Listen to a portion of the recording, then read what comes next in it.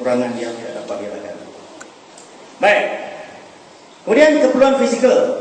Ini dituntut oleh guru. Keperluan yang dituntut oleh guru yang mengajar di sekolah pendalaman. Kemudahan rumah guru dan staf sekolah mohon diperbaiki. Okey, ini makluman yang kita dapat. Bangunan sekolah dan asrama murid juga diperlukan supaya pelajar-pelajar di luar bandar itu berada dalam keadaan yang selesa.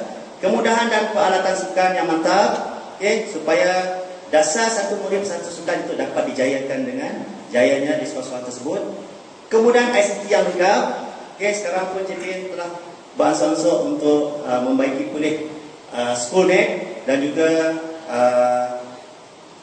kampung tanpa wayar yang diperkenalkan, dan akhir sekali kemudian asas perlu dibangunkan dari masa ke semasa. Ini keperluan-keperluan yang dituntut oleh guru-guru yang mengajar di sekolah-sekolah pendalaman. Ini adalah keadaan, keadaan beberapa sekolah yang sempat kita ambil, kuartus gurunya macam mana. Kemudian ini adalah asrama pelajar di salah sebuah sekolah pendalaman di Sarawak. Kemudian ini adalah kemudahan dan peralatan yang ada. Tetapi apa yang sedia di sekolah di pendalaman ini, mereka tak ada dewan. Dewan untuk mengadakan aktiviti sukan dan juga PJ itu tak ada. Sebab itu mereka menggunakan kanopi ini sebagai sementara. Jadi cikgu itu buat kanopi untuk aktiviti sukan supaya dasar murid satu sukan itu dapat dijayakan. Ini kreativiti sekolah-sekolah pendalaman. ICT lengkap tapi kurang berfungsi. Banyak komputer-komputer yang dibekalkan oleh syarikat-syarikat tak dapat digunakan disebabkan oleh mereka masih lagi menggunakan janda kuasa. Apabila menggunakan kapasiti ini boleh menyebabkan janda kuasa itu tak cukup untuk menampung kapasiti komputer yang ada. Komputer dan parabala yang tidak berfungsi di sekolah pendalaman, ini menyukarkan sedikit trust PIPP dulu, merapatkan jurang perbezaan antara sekolah bandar dan luar bandar. Kemudian keadaan sekolah, laluan nak pergi ke sekolah pendalaman, memanglah laluan balak dan juga laluan sungai ini menjadi jalan utama untuk sampai ke situ. Halangan-halangan yang mereka ada. Dan ini merupakan ekspektasi guru pendalaman. Tuntutan mereka supaya tempoh perkhidmatan perlu dikaji semula. Ada guru yang sampai 8 hingga 10 tahun di sekolah itu. Ada guru yang jangka masa dia bertugas agak lama. Dan mereka memohon supaya JPN dan juga PPD mengkaji semula tempoh perkhidmatan yang agak lama. Kemudian mereka juga nak melanjutkan pelajaran seperti mana guru-guru yang lain. Sama ada melanjutkan pelajaran di OUM ke, PPG dan sebagainya. Tapi disebabkan keadaan jauh menyukarkan sedikit untuk bergerak. Sistem pengangkutan perlu diambil perhatian. Kalau kita lihat jalan nak menghala ke sekolah ini memang bukan agak teruk, tapi itulah keadaannya. Walau sekarang barulah kerajaan mula nak memperbaiki dan juga mengupgradekan jalan-jalan di kawasan pedalaman dan keperluan guru muslim. Untuk mereka menunaikan solat Jumaat dan sebagainya. Baik. Tadi ekspektasi mereka, ini ekspektasi KPM atau JPN Sarawak, supaya mereka boleh membantu dalam memantapkan pengusahaan sekolah dari masa ke semasa, supaya sekolah dapat ditabir dengan lebih mantap, meningkatkan kompetensi guru.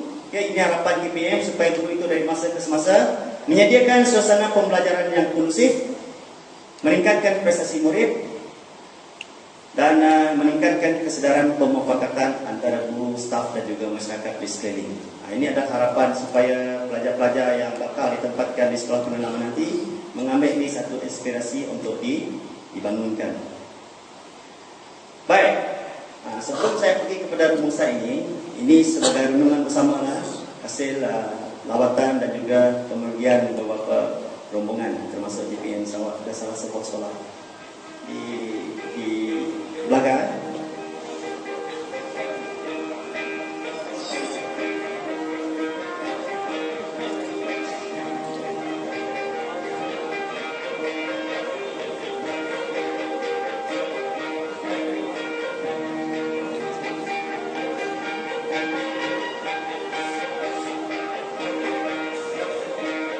Sekolah di sini majoriti kaum Penan.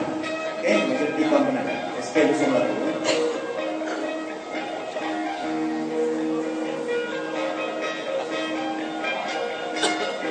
Inilah pengangkutan utama untuk pergi ke sekolah tersebut.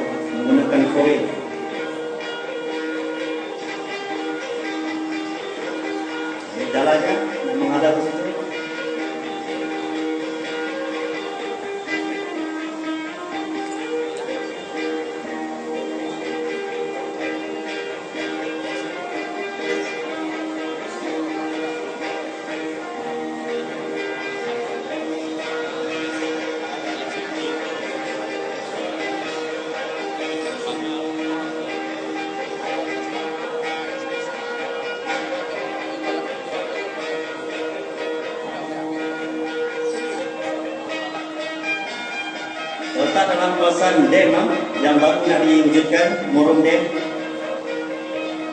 Inilah cabaran. Dulu kita orang Sarawak kata memantap perahu, menolak perahu. Sekarang nak tolak balak dah. Apabila ada balak yang tumbang, mau tak mau kita kena bekerjasama supaya laluan itu boleh digunakan. Ini cabaran yang harus ditempuhi oleh bakal-bakal guru dan penempatan di kawasan ini.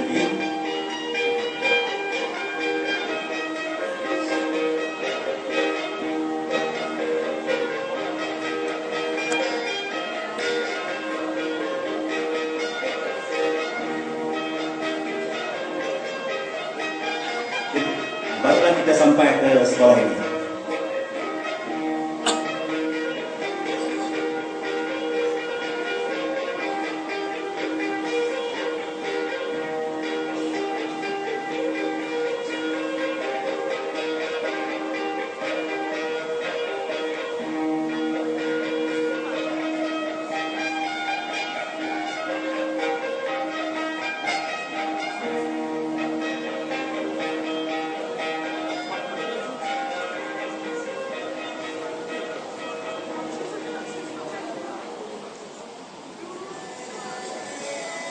Ini akademik mereka 3 tahun yang belakang 3 tahun.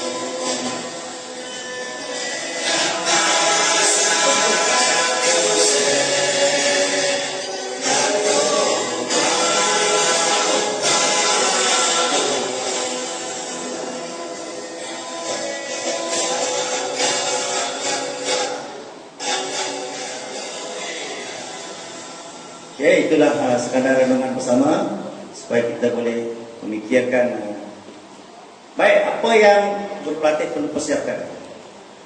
Pertama, fizikal yang cergas. Nasib baik kita ada BAG untuk memantapkan kecergasan kita lah. Dan BAG itu cukup penting. Jangan mengambil BAG ini sebagai satu sikap yang dewa lah. Yang kedua, minda yang cerdas. Persiapan diri yang ada. Yang ketiga, sedia menerima cabaran yang tinggi. Kalau di sekolah bandar sedia menerima cabaran saja, di sana lebih tinggi daripada itu. Dan yang keempat, hidup kita adalah antara hidup dan pingsan. Mati itu di tangan Allah Subhanahu Wa Taala. Jadi inilah segala persiapan diri yang perlu berlatih persiapkan sebelum dihantar di sekolah-sekolah inilah. Sekian, terima kasih. Dan bahasa Penang, jihad kena. Wabillahi taufiq wal hidayah. Assalamualaikum warahmatullahi wabarakatuh.